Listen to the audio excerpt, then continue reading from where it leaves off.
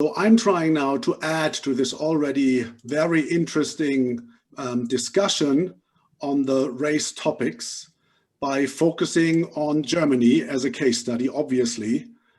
And we should clear always what we're talking about. So definitions and statistics are the foundation of what we are actually considering here as a threat or as a solution. So starting with extremism as a concept in Germany is a working definition by the Domestic Intelligence Agency. And as Mr. Herrchen said, their job is surveillance. So they don't have any executive capabilities. So every organization specifically, but since recently also individuals who fight against the constitution, the principles of the free democratic basic orders are considered extremists. And they act extremism. And this could be left-wing, right-wing, environmental, whatever you want to call it. In terms of terrorism, the criminal code designates that as forming an organization with the objective to seriously intimidate the population or destroy or impair an authority or international organization.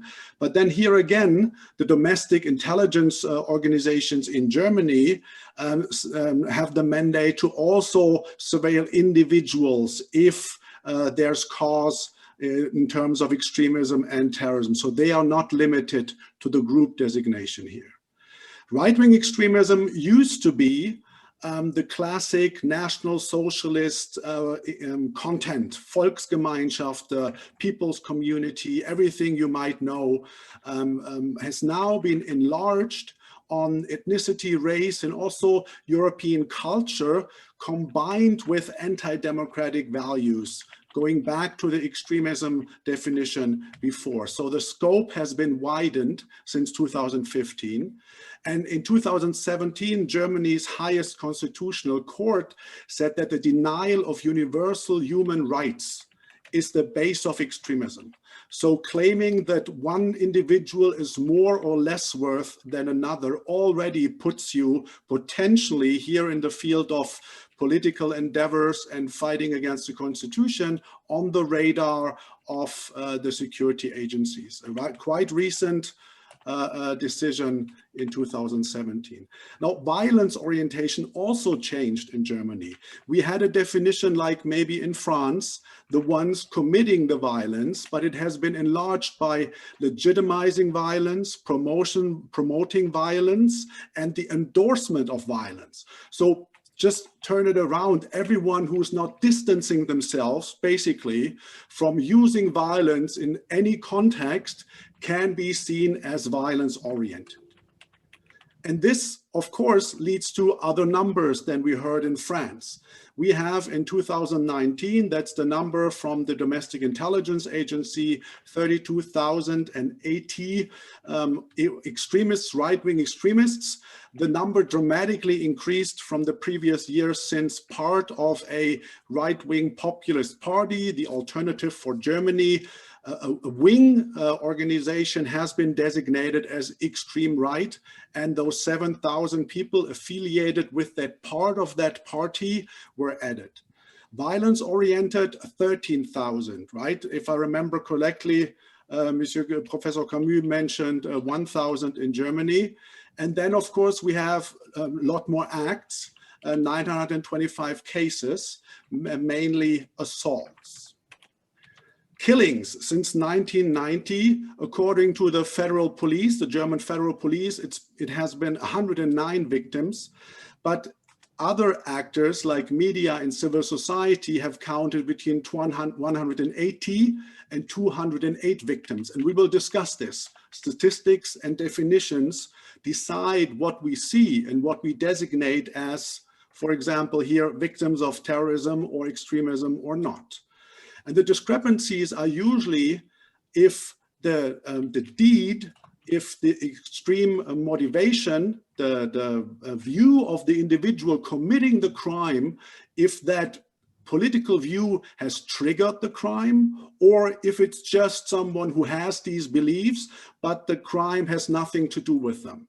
Right? So this seems to be the difference between how do you categorize some of the violence here.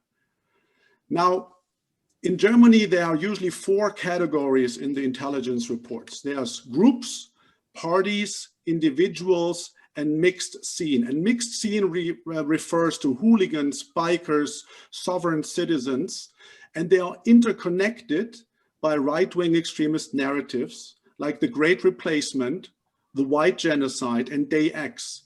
So here we saw that shift from talking mostly about Germany, shifting to the white race, making it a real transnational set of threat narratives, but also of solution and defensive narratives.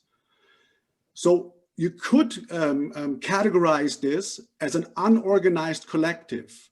Unorganized collective means that they're connected and united by shared narratives, values, and enemies, without a specific leadership, without a command structure. But if you look at the groups, parties, individuals, mixed scenes, you see those shared narratives, values, and enemies. Now, this is here the countries that are part of the report. Some of the groups insignia are here in this picture. We looked specifically at music, not just as something for entertainment, but also to spread ideology and to make significant money. And I'll come to that in a second. We have mixed martial arts, violent sports as something that has been ongoing, of course, for decades, like music, but it's increasing in size and professionalism. We have political marches and gatherings, of course, and these rather new narratives from our perspective over the last 5 to 10 years, moving from a nationalist perspective to a white race threat perspective. So, as Hans mentioned at the beginning, we claim that a new leaderless, transnational, apocalyptic, violent, extreme right-wing movement has emerged, connected and united by shared narratives, values, and enemies. And this, I'm not going to go through this with you, but this just shows you some of the transnational extreme right-wing hubs in Eastern Europe, the Eastern connection. So on the left side here, the red cube thing here is marches and meetings in specific countries that happen all the time in significant sizes, where violent-oriented individuals meet and mix with non-violent ones. We have the Azov movement, of course, in Ukraine, providing paramilitary training, mixed martial arts, music events. We have the Russian imperial movement. Russia has been mentioned before, paramilitary trainings, mixed martial arts. And for Germans, the Czech Republic provides training and shooting ranges, arms, ammunition, explosives. And if you look here at the actors above, these are some of the actors highlighted in the Germany chapter and in the overall report. You see Atomwaffen Division, an export, so to say, from the US, but you also see a lot of traditional German parties, extreme right-wing parties, who also have tight connections with France. And you have specific groups, bands of comrades who have planned attacks or committed attacks on the right side here. And they all have their transnational connections. Now, what specifically was of interest to us was the financial activities, because there's not much in the publicly available reports. But some of the leading extreme right-wing propagandists say that the only way to build structures is commercial success, to go away from these donations and collection of money. So we see festivals in Germany, transnational oriented, with participants from 10 different countries, with up to 6,000 participants, with an estimated revenue of up to 2 million euros in 2018. Big MMA events, mixed martial arts, with 40 to 50,000 euros estimated revenue each event. We have merchandise, clothes, food supplements, different actors who make turnovers of estimated 100,000 euros plus. So you see that there's real money here. There is business. And this is something that also we as CEP will continue diving into, because there's actually quite a track record of us working in the financing of Islamist extremism, which might be useful here. And real estate. Real estate, according to public reports, there's 140 properties owned by real right-wing extremists. And they use that for their political work, to host events, to host concerts and other events. We mentioned the police armed forces problem. There have been networks discovered that are comprised of current and former policemen, and I think only policemen, German armed forces soldiers. One special forces fighting company has been disbanded, and a recently published report showed that against 1,441 individuals, there are legal cases pending. It has to be said, though, that 400,000 individuals are serving in security and armed forces in Germany. So it is an impressive number of cases, and more will be shown once, you know, the digging started. Basically, they just started really looking into this, it seems. So it's very likely that the number will increase. On the other hand, we have to look at the group itself, not to claim that there's a huge problem until we have the facts. Government responses were mentioned by our colleague, Mr. Herrchen. More staff, more resources, structural changes, specialized departments, more interagency cooperation, and in general, there's a lot of money going into democracy promotion and anti-Semitism prevention, racism prevention. That money has been significantly increased. More than €1 billion will be spent in the next few years on those topics. The COVID pandemic has been mentioned. We have seen extreme right-wing actors joining demonstrations, realizing that they're basically holding the same signs than others, and those others can come from very different ideological backgrounds, esoterical, extreme left, or just angry citizens that are united against the government, and to a degree united by conspiracy myths like the New World Order or QAnon. So the perception that they actually agree on something they were not aware about seems to raise a lot of questions within those different groups if there's not room for cooperation in the future. So we definitely have to monitor this development. And it was mentioned briefly, situation in the US. There was an attempt to storm the Bundestag in August by extreme right-wing QAnon, sovereign citizens and others. It didn't happen, was defended by a handful of policemen, but also the demonstrators, the attackers were not violent. They didn't carry arms.